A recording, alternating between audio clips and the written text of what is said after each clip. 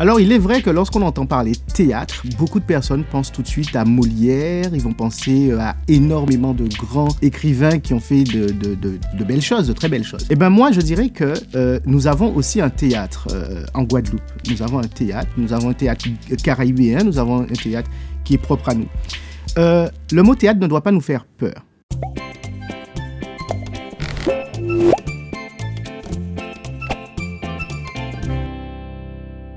Marc Lambourdière, professeur de théâtre, préparateur de comédiens et comédien moi-même. Pour un enfant, le théâtre peut être bénéfique parce que ça va permettre à l'enfant de pouvoir s'exprimer en public. Ça, c'est très important parce que c'est très tard qu'on arrive à constater que nous avons des enfants qui ont des timidités et parfois même des timidités maladives qui vont faire qu'ils ne pourront pas s'exprimer en public. Et ça peut les restreindre énormément pour leur vie future. Ça va vous permettre d'avoir un enfant qui aura de lui-même une bonne répartie, qui aura une culture générale très intéressante. Parce que le théâtre, ça va vous emmener une culture générale. Vous ne pouvez pas faire du théâtre si vous n'avez pas une culture générale. Ça va permettre à votre enfant de se situer, de s'affirmer et d'être des hommes forts de demain. Parce que lorsqu'on ne s'affirme pas, malheureusement, c'est les autres qui nous dirigent. Et quand les autres nous dirigent, nous sommes des marionnettes.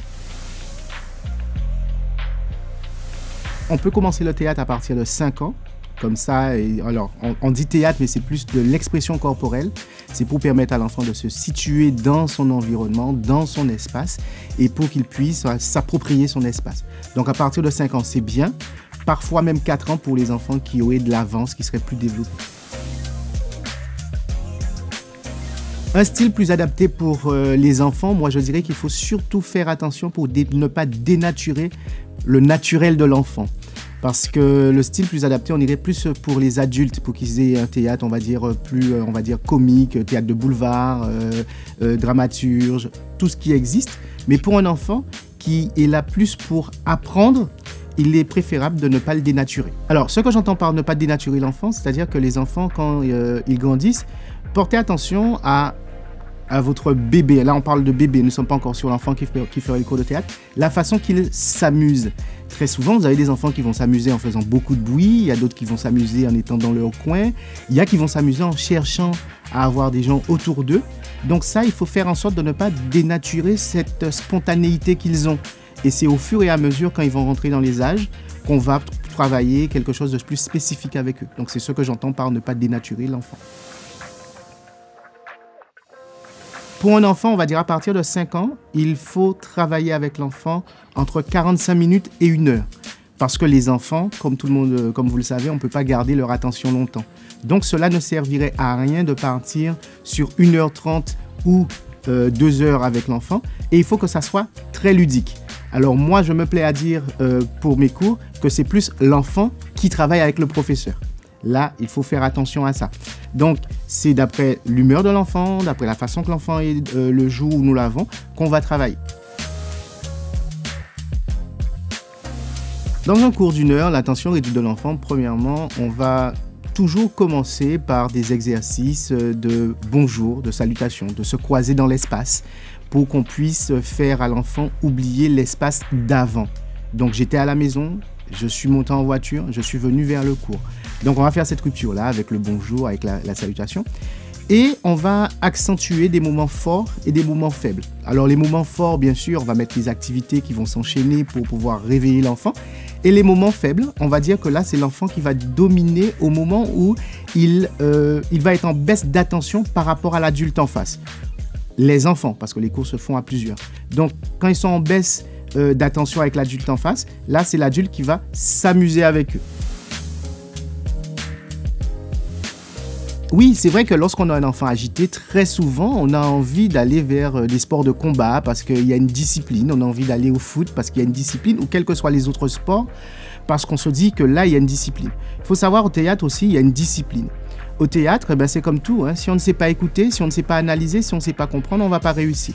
Donc, l'enfant qui est agité au début, lorsqu'il viendra au premier cours, il va bien sûr rester agité parce que ce sont des enfants, on va dire, qui sont hyperactifs ou autres.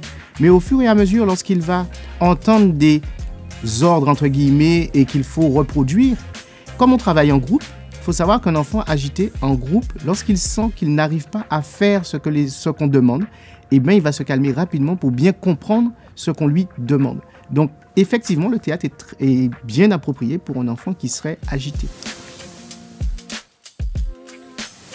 Ce n'est pas une légende, le théâtre aide les personnes qui sont très timides. Et même moi, je veux vous dire que je suis quelqu'un de très timide. Pourquoi je dis que je suis timide? C'est-à-dire, lorsqu'on arrive dans un espace où on ne connaît personne, pour ma part, hein, très souvent, je suis dans l'analyse et tout cela. Alors, en quoi le théâtre m'a aidé? C'est justement parce que, vous savez, lorsqu'on va endosser un personnage, on doit s'oublier. On ne doit plus exister dans on va dire, dans l'optique de ce qu'on est de nous, dans notre philosophie de vie. Donc, comme on s'oublie, à ce moment-là, on ne porte pas de jugement. C'est ça qui nous aide, au fait. C'est du moment que nous, on ne porte pas de jugement, on se dit que les autres ne nous jugent pas. Donc, cette timidité, elle va tomber. Quand vous avez un enfant qui est très timide et qui arrive au théâtre et que vous le valorisez, parce qu'au théâtre, ce qui est bien, c'est qu'il n'y a pas de bons points et de mauvais points. Parce que même un enfant qui ne ferait pas un exercice correctement, et ça, ce terme-là, au théâtre, on ne le connaît même pas, peut nous donner quelque chose qu'on ne s'attendait pas. Et il y a des acteurs qui arrivent pour des rôles et qui parfois, ils partent avec autre chose parce que justement, ils ont donné des choses qu'on ne s'attendait pas. Donc, la timidité est combattue par rapport à cela. C'est valoriser l'enfant par rapport à ses pairs.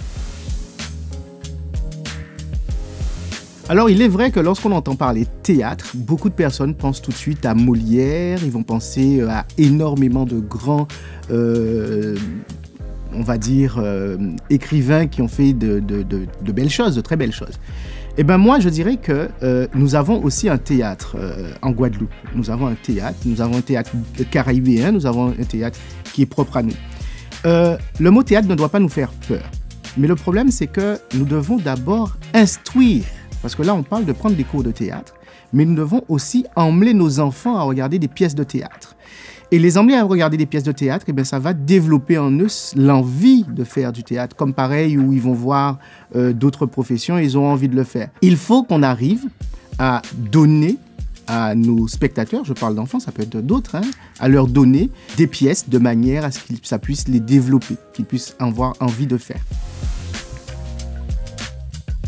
Les parents qui hésiteraient à mettre les enfants au théâtre, c'est vrai qu'on a plus cette spontanéité d'aller vers le sport. Moi, je dirais qu'il faut surtout pas freiner vos enfants.